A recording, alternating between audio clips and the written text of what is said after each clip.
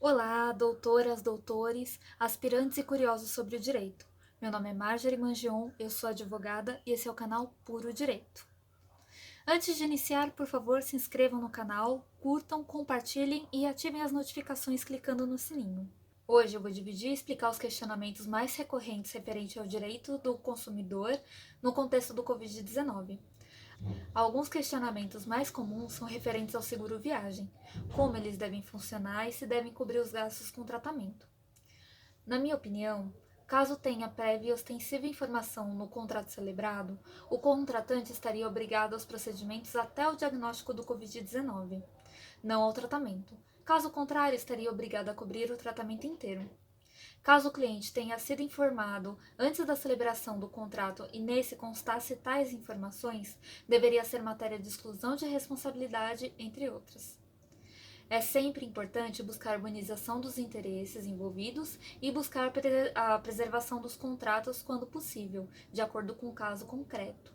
Outras questões que estão preocupando os consumidores e gerando diversas dúvidas são referente ao cancelamento de eventos, shows e festas. Bom, deveria haver reembolso completo dos valores em caso de cancelamento, mas há contratos com cláusulas referentes a caso fortuito ou força maior, os quais deverão ser analisados.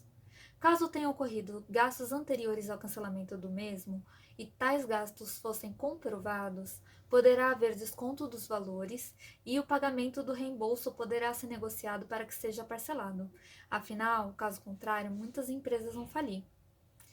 Na cláusula de multa ou cobrança acima do aceitável, pode haver nulidade da cláusula ou devolução em dobro do valor pago pelo consumidor. Outra questão é a suspensão da academia. Todas as academias que verifiquei até o presente momento estão prorrogando os prazos dos pacotes devido ao tempo de inatividade, ou seja, o tempo do plano vigente é aumentado pelo exato tempo em que o estabelecimento ficou fechado, não havendo qualquer prejuízo financeiro. Alguns planos anuais continuam realizando as cobranças normalmente das 12 parcelas, e após o período, o cliente continua utilizando o plano contratado sem outros gastos. Mas caso o consumidor não possa continuar realizando os pagamentos, deverá haver composição entre o representante da academia e o consumidor e o cliente. Bom, referente às coberturas de exames e tratamentos pelos planos de saúde, a Resolução 453 da ANS de 12 de março de 2020 inclui o termo SARS-CoV-2, coronavírus Covid-19, pesquisa por RT-PCR, com diretriz de utilização. Nos anexos 1, de tal forma que o vírus passou a constar no rol de procedimentos e eventos em saúde no âmbito da saúde suplementar, para regulamentar a utilização de testes diagnósticos para a infecção de coronavírus, e anexo 2, ambos da Resolução Normativa 428 de 2017, tornando a cobertura obrigatória quando o paciente se enquadrar na definição de caso suspeito ou provável de doença pelo Covid-19, coronavírus. Os planos de saúde devem garantir a cobertura dos testes diagnósticos para a infecção pelo coronavírus para todos os pacientes. Para o tratamento, é necessário encaminhamento médico e se enquadrar na definição de caso suspeito ou provável de doença pelo Covid-19, definido pelo Ministério da Saúde. A internação é garantida para os que tenham contratado plano com segmentação hospitalar, mas não é garantida para a contratação limitada à cobertura ambulatorial. Agora vamos falar sobre as cláusulas e práticas abusivas.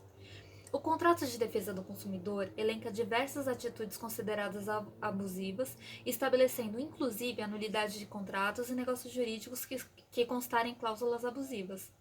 Não podemos esquecer que o CDC busca o equilíbrio entre as relações de consumo, harmonizando interesses.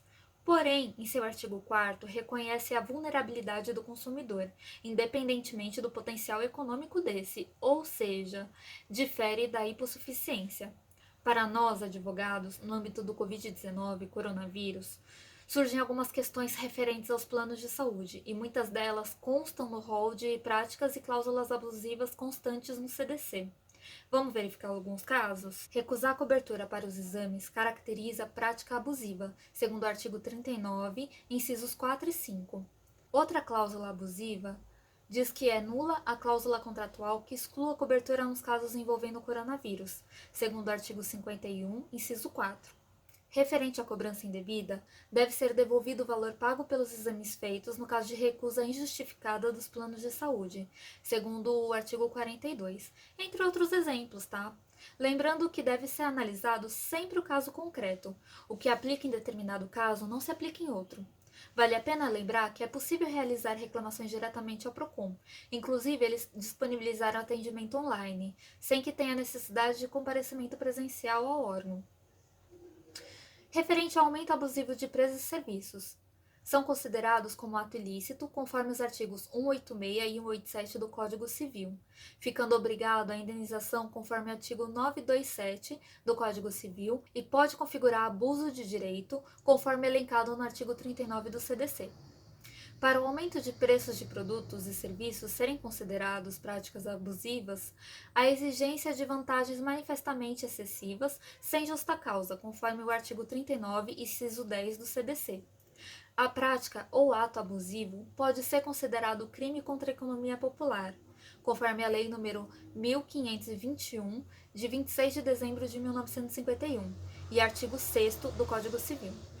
Tendo em vista a ilicitude do ato, a possibilidade de bloqueio do anúncio, banimento da oferta de sites de comércio eletrônico ou até mesmo a possibilidade de cassação do alvará de funcionamento do estabelecimento, segundo o artigo 56 do CDC. Para finalizarmos, a teoria da imprevisão é a exceção que pode gerar revisão contratual, ou mesmo a extinção desse, desde que haja desequilíbrio econômico-financeiro, onde ocorra a excessiva onerosidade de uma das partes e, consequentemente, a extrema vantagem de outra parte. 2. Fato superveniente ou imprevisível, ou seja, a alteração da realidade em que foi realizado o negócio jurídico, não podendo de forma alguma ser imaginada ou prevista pelas partes. E 3. Necessidade dos contratos serem de execução diferida ou continuada. Tal teoria está consolidada nos artigos 478 e 479 do Código Civil e artigo 6º do CDC. Tá? Bom, gente, por hoje é só. Espero que vocês tenham gostado. Até o próximo vídeo. Tchau!